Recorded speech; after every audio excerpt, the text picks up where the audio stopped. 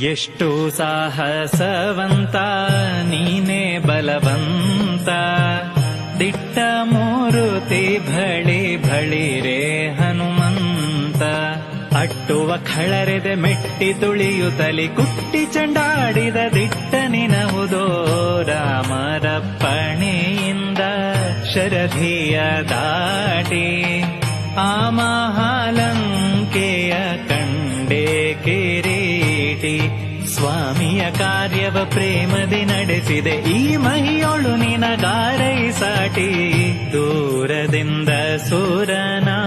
ಪುರವನೇ ನೋಡಿ